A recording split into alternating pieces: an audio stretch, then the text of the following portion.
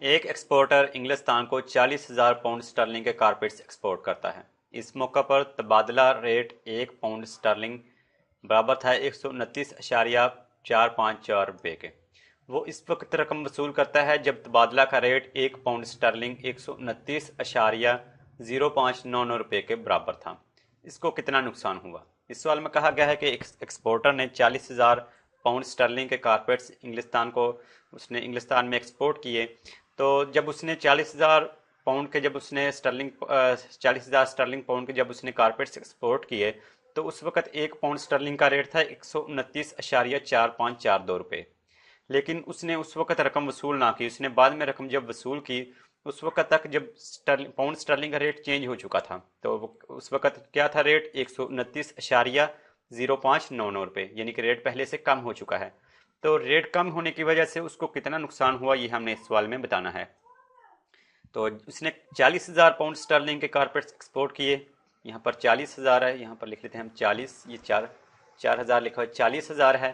तो यहाँ पर हम रकम लिख लेते हैं, जितनी रकम के उसने जो कारपेट्स थे वो एक्सपोर्ट किए थे। रकम है 40,000 पाउंड।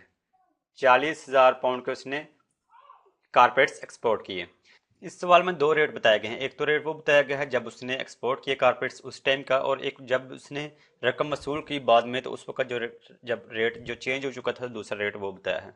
तो देख लेंगे दोनों रेट्स को इस्तेमाल करते हुए 40,000 जो पाउंड हैं उनके कितने रुपीस बनते हैं, कितने रुपए उनके बनेंगे। तो पहले हम देख लेते हैं जब उसने एक्सपोर्ट किए कारपेट्स, तो उस वक्त का जो रेट है उसको इस्तेमाल करते हुए कितने रुपए बनेंगे। तो लिख लेते हैं एक्सपोर्ट के वक्त एक्सपोर्ट के वक्त का रेट बताया गया है 129,4542 रुपये।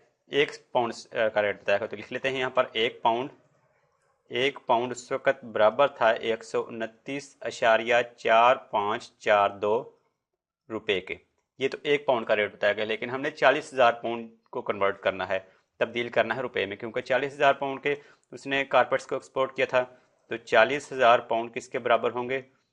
40,000 पाउंड बराबर हैं 40,000 को हम ज़रब कर देंगे 1 पाउंड के रेट से, और 1 पाउंड का रेट है 129,4542 रुपये।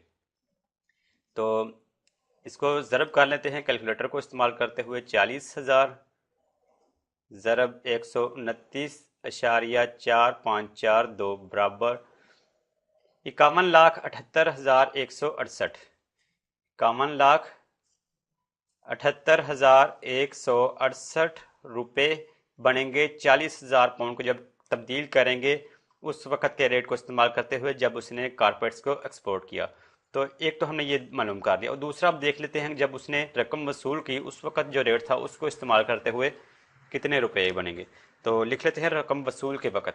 रकम वसूल के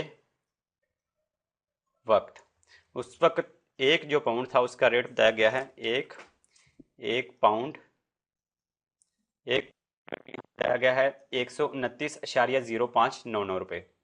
129,0599 रुपये 1 पाउंड का रेट है। देख लेते हैं 40,000 पाउंड के कितने रुपए बनेंगे। 40,000 पाउंड बराबर होंगे 40,000 को जो पाउंड है उनको ज़रब कर देंगे 1 पाउंड के रेट से, और 1 पाउंड का रेट है 129,0599।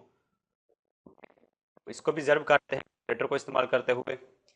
40,000 ज़रब 129,0599 बराबर 51,62,396।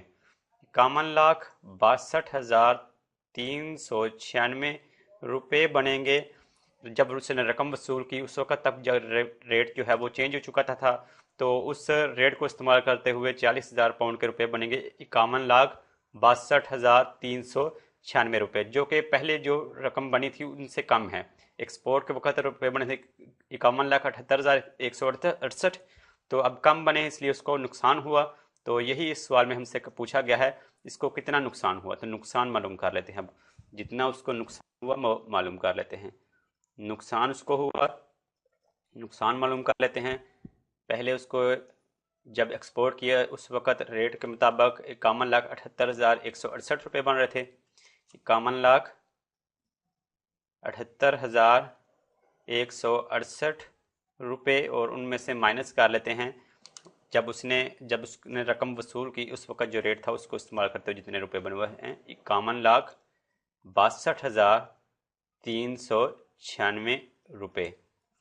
तो माइनस कर लेते हैं कैलकुलेटर को इस्तेमाल करके। 51,78,168 माइनस 51,62,396 बराबर 15,772।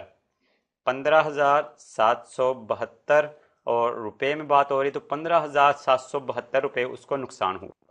तो यही हमसे इस सवाल में पूछा गया है कि उसको नुकसान कितना हो, तो हमने मालूम कर लिया 15,772 और यही इस सवाल का जवाब है।